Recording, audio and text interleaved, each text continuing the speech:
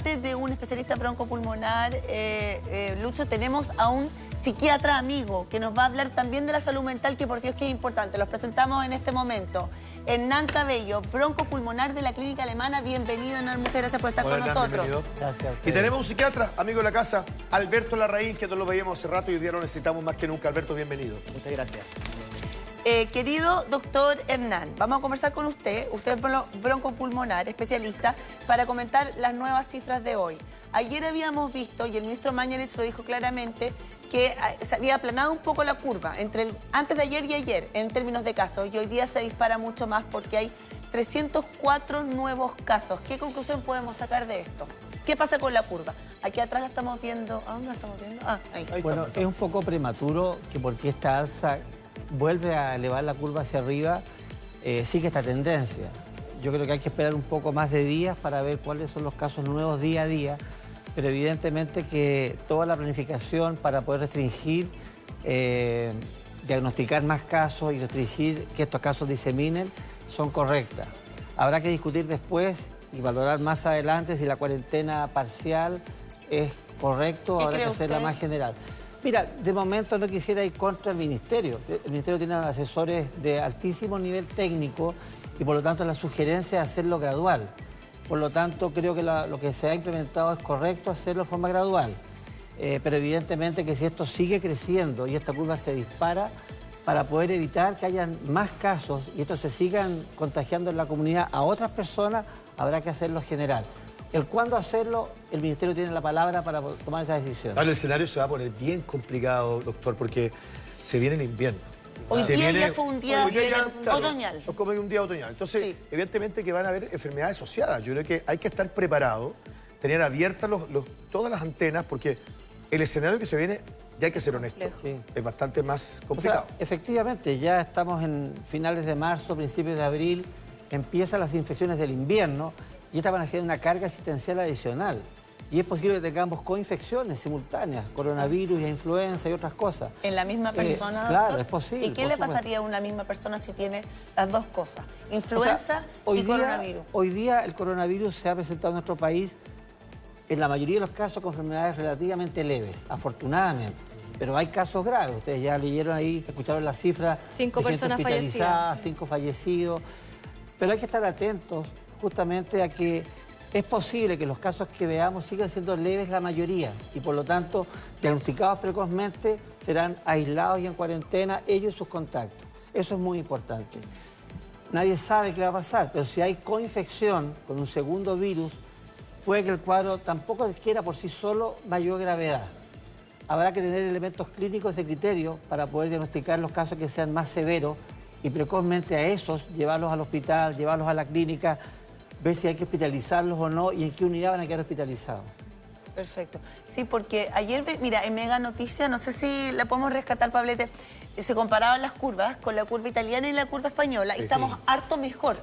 O sea, podemos sacar una conclusión de que las medidas que se han tomado aquí en Chile han sido más precoces que en estos países que se han visto tan afectados por el coronavirus. A mí me parece que las medidas son las correctas porque justamente vemos una curva chilena que está un poco más aplanada que la española y la italiana. Por lo tanto, creo que las medidas son correctas, van en la dirección correcta. Recién decía la subsecretaria que ayer hubo 7.300 test realizados. Entonces, eso evidentemente... Eso marca la diferencia. Es una tremenda ayuda de diagnosticar precozmente estos casos para tenerlos justamente, si son casos leves, aislados a ellos y a sus contactos. O sea, los testeos son fundamentales. Pero lógico. Pero ahí también hay un punto no menor, que es la temperatura ambiente y las condiciones atmosféricas, porque en el hemisferio norte, cuando partió todo esto, estaban en invierno. Nosotros estamos recién entrando al otoño. Y si hacemos una proyección bien específica de los pronósticos meteorológicos, la tercera semana de abril va a ser una semana compleja. ¿Por qué? Pensando en la temperatura que vamos a tener en la zona central del país, porque ya comienzan, quizá no tanto en cuanto a valor, pero sí se va a mantener bastante más baja. Va a bajar la temperatura mínima y va a bajar la temperatura máxima. Y eso va a ser ya la tercera semana de abril y de ahí entrando en mayo. Pero se puede proyectar, Michelle, porque nosotros, por ejemplo, hoy día tú dices que hoy día va a haber una máxima de 24. Hoy día 24. No sé cuál fue la mínima, pero... 11. 11, ya. No es tan dramático todavía, es una temperatura saliendo del verano. Pero si proyectamos a 3 semanas más de abril, podríamos llegar a tener, por ejemplo, máximas de 18. De 20 grados, a lo mejor estamos hablando 21, pero la mínima también baja. Además que la ventilación no va a ser la más adecuada, va a haber más contaminación independiente, que ahí vamos a ver realmente cómo se compara y cómo se comporta nuestro país en cuanto a contaminación. Si tenemos un país un poco más detenido, ¿no es cierto?, en cuanto a las industrias y a los vehículos que andan, debiera bajar, claro. Pero pensando en la otra región, que es la otra región crítica, que es la región de la Araucanía sí va a comenzar a tener un poco más de problemas de contaminación antes probablemente que nosotros. Es que Temuco hace mucho rato que tiene, para las casas marca habitualmente el pic de contaminación. Es una de las ciudades más contaminadas de Chile. Del país. En ese sentido, porque también hay un tema que tiene que ver con esta cuarentena, que finalmente yo creo que va a llegar a ser una cuarentena general. Lo que uno captura en el ambiente es fundamental también para ganar esos bichos que son indeseables, que entran a nuestro organismo y que producen afecciones respiratorias muy graves, ¿o no? Bueno, como dice Michelle, efectivamente, con temperaturas más cálidas la gente está, salvo ahora por esta cuarentena, circula libremente, claro. Así que los contactos son más estrechos, son más improbables.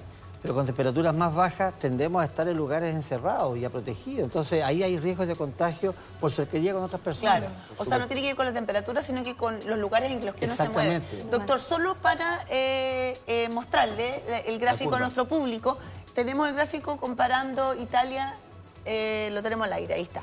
Ahí está la curva chilena, es la azulita, y las otras dos, una corresponde a la italiana, la otra corresponde a la española. Lo que indica lo que usted estaba diciendo, que esta curva se ve harto más plana.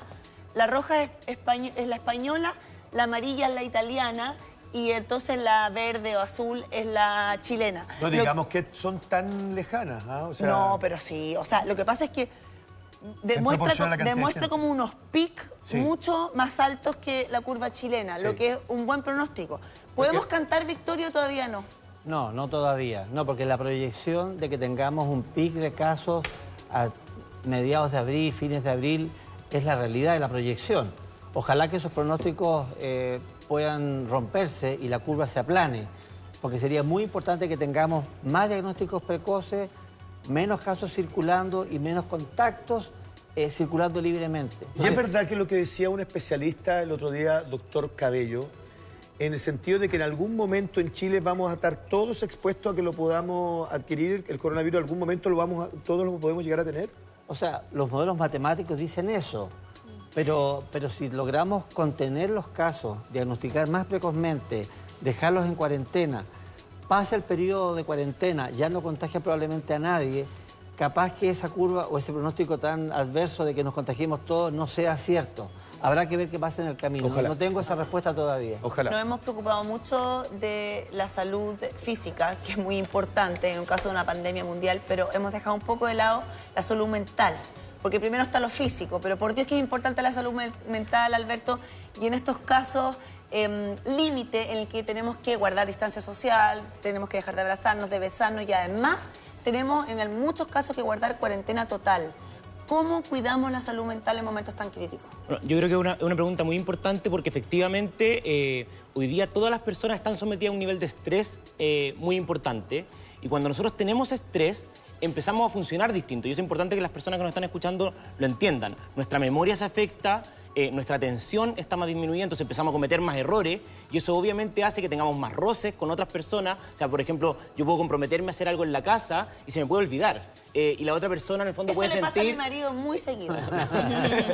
Eso es para ti. Desde antes, pero a él le pasa desde antes la pandemia. No, le ha pasado históricamente.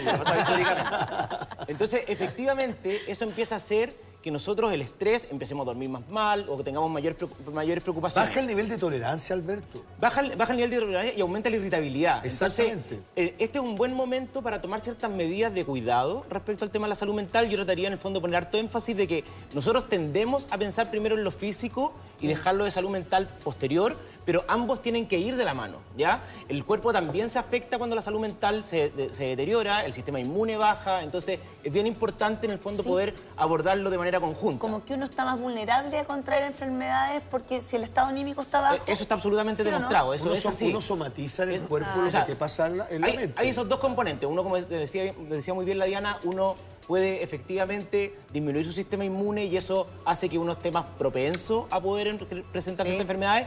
Y lo segundo es que nosotros somos muy somatizadores. Eso significa que a uno le puede doler el estómago, le puede doler la cabeza. Hay algunos incluso síntomas que se pueden cruzar con los síntomas propios de la enfermedad para poder hacer el diagnóstico. Está la cefalea, está en la misma disnea, en el fondo esta dificultad respiratoria es la misma que se puede sentir por la angustia. Pero pueden venir, por ejemplo, mayor cantidad de crisis de pánico. Sí, eso puede venir, por ejemplo, dificultades para conciliar el sueño, que también es otra posibilidad.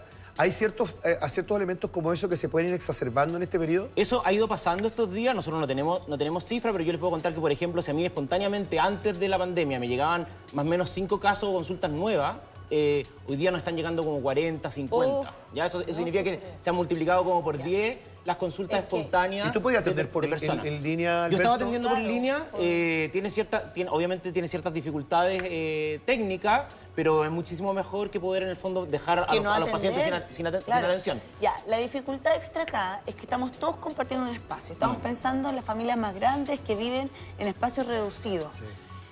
Pucha, es muy difícil que cada uno tenga su espacio propio. ¿Qué podemos hacer? ¿Qué consejo le podemos dar a esas familias que nos están mirando? A ver, yo creo que es muy importante partir tratando de identificar uno y el resto de la familia cómo estamos, ¿ya? Es muy distinta la situación, por ejemplo, de alguien que hoy día tiene cierta inestabilidad laboral o que no sabe si le van a pagar su sueldo, a una persona en el fondo que tiene garantías respecto a cómo va a venir su día a día. Entonces, yo les recomiendo partir el día tratando de ver cómo estoy, ¿ya? Porque si yo estoy muy lábil, estoy en el fondo muy estresado, por ejemplo, a lo mejor no es el día de hacer todas las cosas de la casa. O sea, en el fondo tratar de no sobrelimitarme respecto a lo que puedo hacer. Este es un momento de poner harta flexibilidad sobre la mesa, tratar de reducir ciertas tensiones que podamos tener entre nosotros. En ese caso, sobre todo, el tema del cuidado de los niños es fundamental. El cuidado de los niños es muy complejo, sobre todo para las personas que viven en ambientes más reducidos. Yo me gustaría hacer harto como énfasis respecto a la tensión que está generándose hoy día con el tema escolar.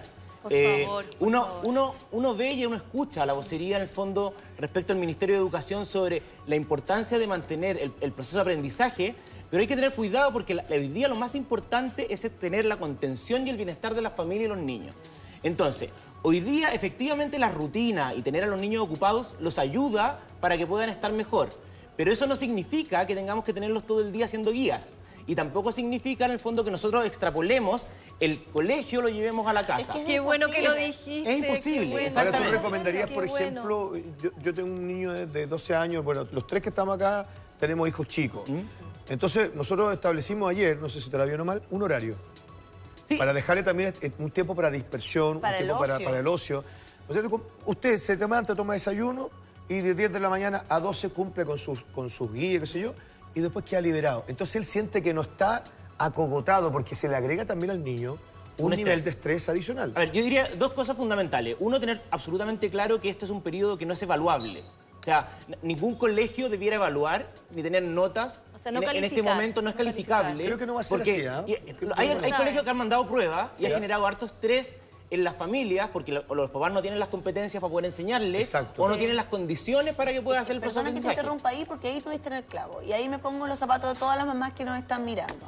Las mamás que tienen que teletrabajar, por ejemplo. Tal cual. O que tienen que salir de la casa porque todavía hay muchos negocios funcionando.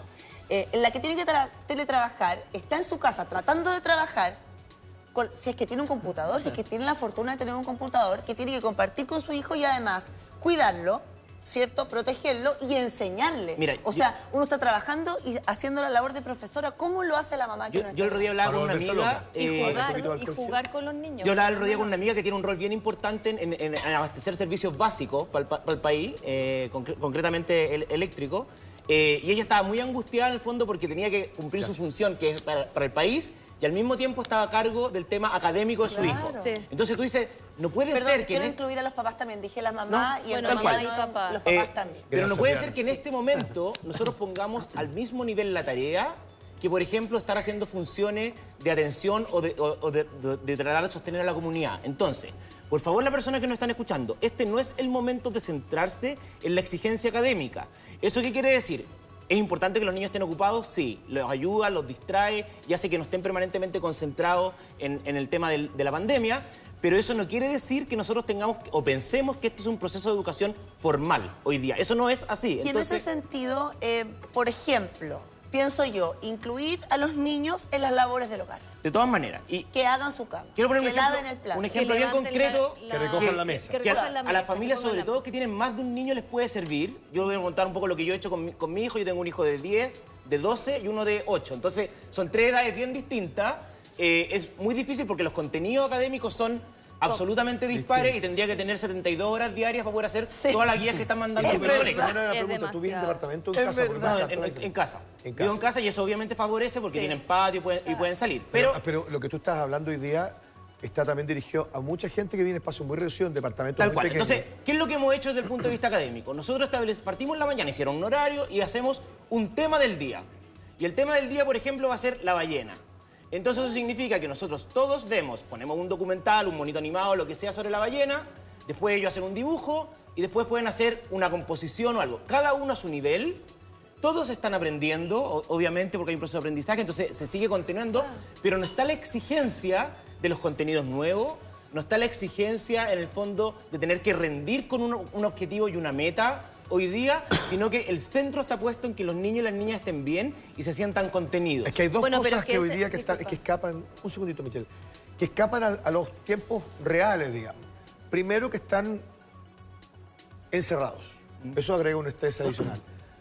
Y segundo, que están absorbiendo todo lo que hoy día ellos reciben como información. Por lo tanto, ese cuadro lo hace bastante distinto a su cuadro habitual. Muy distinto, y eso puede significar que además los niños que tengan problemas de aprendizaje van a tener más problemas de aprendizaje, los que son hiperkinéticos, los papás que tienen un hijo en el fondo que es hiperkinético, saben en el fondo lo que implica hoy día dentro de los hogares. Lo que pasa es que yo encuentro que es súper bueno lo que tú dices, pero en la realidad, como los papás no sabemos cuándo van a ingresar, cuándo van a volver al colegio, y hay muchos papás que sí se preocupan porque el niño no pierda o no se desconecte tanto de lo que tiene que aprender, porque va a llegar un momento que se tiene que reinsertar, ¿no es cierto?, al colegio.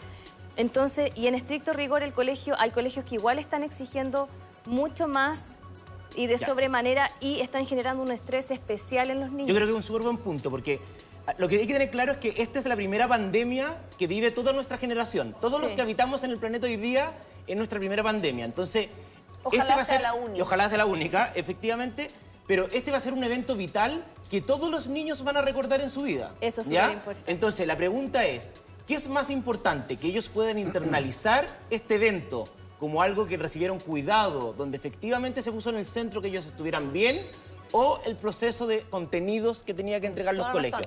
Entonces, el llamado es que efectivamente los colegios reduzcan la carga, que entreguen pautas que son generales, que efectivamente permitan mantener el sistema de aprendizaje y de ocupación en términos generales, pero que no generen un estrés a la familia. Te pregunto algo, un poco recogiendo tu pronóstico en rigor, o tu diagnóstico.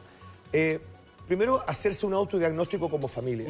En rigor, ponerse de acuerdo en cómo vamos a enfrentar como grupo familiar este proceso. Tal cual. Tal cual, o sea, tal cual. Me siento y determino de qué manera yo voy a... Aquí estamos. Aquí estamos, ok. Estos son los roles, así los vamos a hacer, y desde ahí también establezco roles, funciones y horarios. Tal cual. Eso es lo que tú propones. Y puedo generar, además, ciertos espacios de respiro. Porque, por ejemplo, familias que viven en espacios muy pequeños, es muy difícil estar... Nadie aguanta tanta compañía, por decirlo así. La compañía es buena y nos queremos, pero otra cosa... Oye, han llegado unos memes de los matrimonios que son muy graciosos. Para ser bien concreto, en China han aumentado las tasas de horas de separaciones enormemente. No, eso hoy día está teniendo estrago. Lo mismo pasa con el tema de la violencia. La violencia intrafamiliar aumenta en estos periodos. Entonces, por eso es que es importante ponernos el parche antes de la herida, en este caso, y reducir el estrés. Entonces, nos sentamos como familia, vemos lo que vamos a hacer y generamos ciertos espacios de alivio psicológico o de respiro para que la mamá, el papá, los niños puedan estar tranquilos y puedan tener espacios de privacidad. Bueno, para eso hay que ponerse de acuerdo. Hay que ponerse de acuerdo. Ahora, ¿qué pasa, por ejemplo, Alberto, si yo siento que tengo mayor frecuencia de crisis de pánico? ¿Qué pasa si yo tengo dificultad para conciliar el sueño y no necesariamente tengo acceso a los medicamentos? Todos sabemos que la crisis de pánico te chantan un Rice, una pastillita para dormir.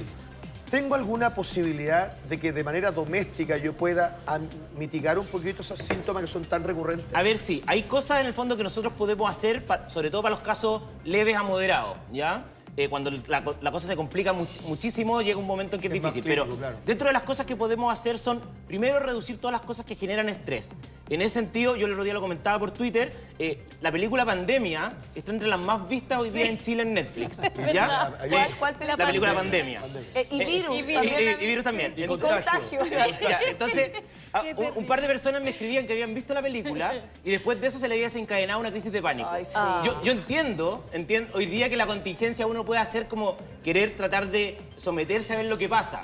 Pero también hay algo medio masoquista de uno que lo está pasando mal, de no poner un límite y cuidarnos. Importante. Entonces, hoy día, por favor, no es el momento de agregarle más estrés.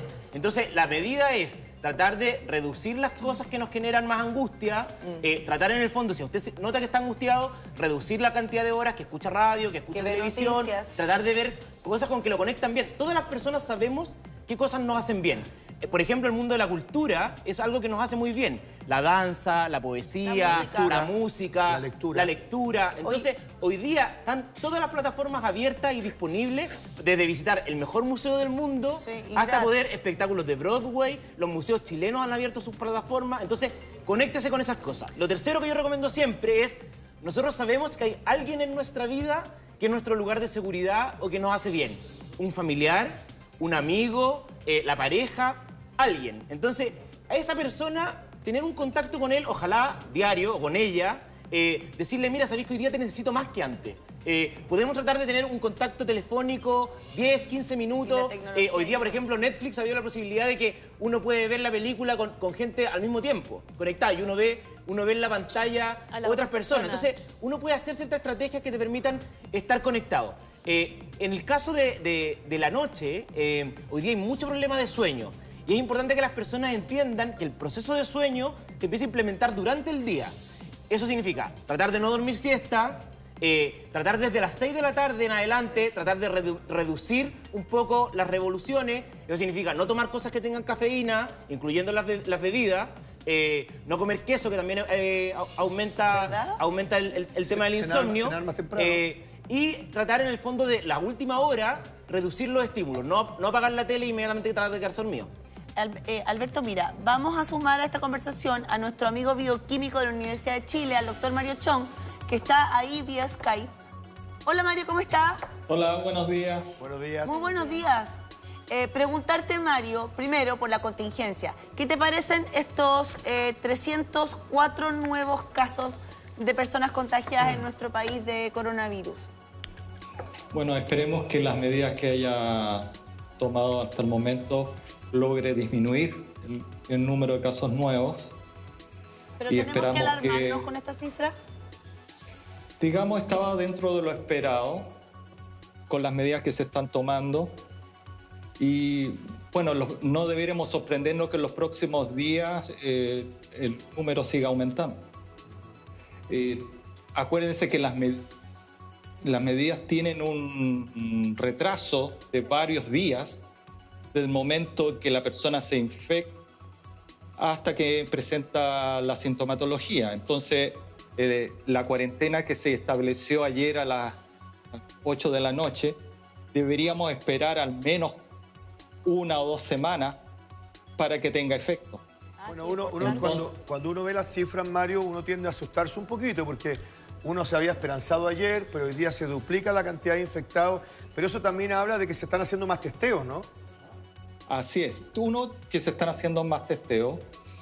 2, que los números de infectados que vemos hoy día es una foto de lo que pasó hace 4 o 5 días atrás.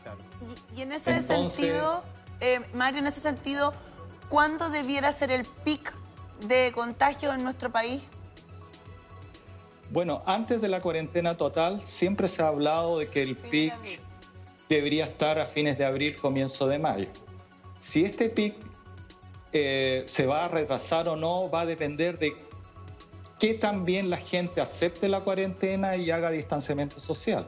Ahora, si la cuarentena es efectiva, deberíamos estar hablando de que el pic se retrase a mediados de mayo, fines de mayo, y eso lo vamos a ver en esa época. Ahora, es súper importante colocarle énfasis a lo que estamos hablando acá con el doctor, con el broncopulmonar, entendiendo que el escenario climatológico en Chile va a cambiar considerablemente en los próximos meses, y no tan lejos, porque se viene el invierno, por lo tanto, habría que pensar de que esto va a recrudecer, que esto va a empeorar en los próximos meses, o sea, tenemos que estar preparados. Así es. Independientemente del clima, las infecciones virales se saben que tienen un comportamiento circadiano. Por ejemplo, el virus influenza, independientemente de si hace buen clima o mal clima, siempre los pics ocurren entre mayo y junio. Siempre, históricamente. Históricamente. Perdón. Este virus no se sabe. Y en ese sentido, perdón, usted dice que la cuarentena podría retrasar el pic que estaba pronosticado para fines de abril, principio de mayo. En ese sentido, si se retrasa el pic, va a coincidir con el otro pic de la influenza. Entonces, ¿no es un buen escenario, sí? Por eso que es muy bueno acatar las medidas que está diciendo el Ministerio de Salud, en el sentido de que todas las personas que son y tienen factores de riesgo se vacunen. Esto significa los adultos mayores, los niños, de tal manera que esas personas no tengan una coinfección entre influenza y coronavirus. Es que eso aprendimos hoy día. Yo por lo menos no manejaba esa información. El doctor Cabello dice que hay enfermedades asociadas al invierno, ¿verdad? Y se podría eventualmente contraer la influenza y compartirlo en el mismo momento con el coronavirus. Ahora, ¿eso es un escenario más crítico? No lo sabemos. O sea, eso no está publicado ni está reportado. Está comprobado. Pero es posible que uno pueda tener al mismo tiempo dos infecciones. Sí. Hemos visto en el pasado pacientes que tienen, por ejemplo, un rinovirus y además un coronavirus de los tradicionales. Entonces, es posible que haya infecciones simultáneas. Pero en el mundo no hay ningún ejemplo de eso, ningún caso que haya tenido en otro país. ¿Hay? Sí, hay. ¿Y cómo se ha comportado? Mira, el dato que hay fue proveniente de la China.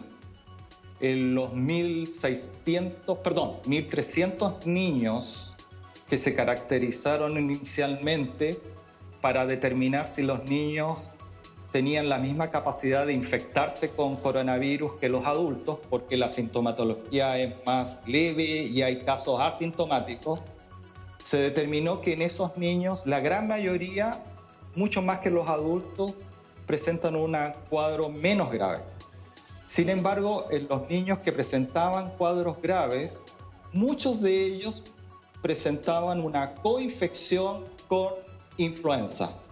Mira. O sea que el cuadro se agrava cuando se juntan 12 enfermedades o 12 infecciones. Podrían ser más graves, evidentemente. También depende del huésped. Si es una persona mayor de edad, si tiene alguna comorbilidad, el riesgo es todavía mayor, o si son fumadores activos. Pero en general, claro, si hay una coinfección, es posible que el cuadro inflamatorio sea aún más intenso y genere más daño agudo. Buen punto ahí, porque sabemos que, por ejemplo, los fumadores son mucho más vulnerables a las enfermedades respiratorias. Así es. Y explicar hoy día que el tema para un fumador se le puede venir muy, muy difícil en esta pasada. Y la gente está fumando más, además. Sí. Por el tema Por el estrés. de nervioso. Comiendo más, Tomando en fin, más. tomando más. Exactamente. Sí. Bueno, Mario... Eso es, perdón, Sí. voy a aclarar uno. El coronavirus, parte del mecanismo infeccioso que produce finalmente la neumonía, es una respuesta exacerbada del cuerpo para tratar de eliminar el virus. Y se produce lo que se llama una tormenta de citoquinas que produce agravamiento del cuadro y eso lleva a falla multiórgano finalmente. Si uno tiene una segunda infección, el proceso inflamatorio es aún más grave, por lo tanto, efectivamente exacerbaría la sintomatología y la gravedad de la enfermedad. Ahora, de ahí lo importante, Diana, lo importante que es anticiparse vacunándose contra la influenza, digamos, porque Claro. es una barrera muy importante para evitar lo que podría ser hoy día el invierno más crudo de nuestro país.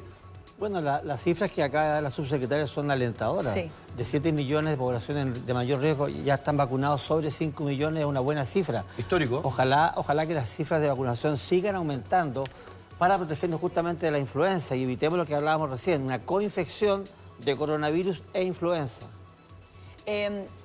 Bueno, les queremos agradecer por este contacto, pero no quiero terminar esta conversación, Alberto, antes de preguntarte a ti. ¿qué hacemos con los niños que tienen miedo de esta enfermedad? ¿Cómo se las explicamos? Mira, es una muy buena pregunta. Lo primero en el fondo es tener una conversación respecto a lo que ellos pueden entender. Si a los papás les cuesta mucho, una buena posibilidad es hacerlos que hagan un dibujo respecto a lo que sienten que está pasando. Y en ese contexto ayer justo me escribía yo estuve en Rapa Nui hace una semana, justo fui el último avión que se vino antes de que cerraran la isla. ¿No estabas contagiado tú? No, ¿cierto? no estoy contagiado. Y un poco, ayer me contactaba una persona de la isla y me decía, mira, mi hijo está con mucho miedo, ¿qué puedo hacer en el fondo para que esté mejor? Y yo le decía, mira, ¿tu hijo está durmiendo contigo? Me decía, porque tiene miedo en la noche, sobre todo terror nocturno. Entonces yo le decía, bueno, permítele hoy día que duerma contigo. Conversen antes de acostarse respecto a lo que está pasando. Hay hoy día disponible un montón de cuentos, videos cortos para los niños, en el fondo, que les permiten explicarle.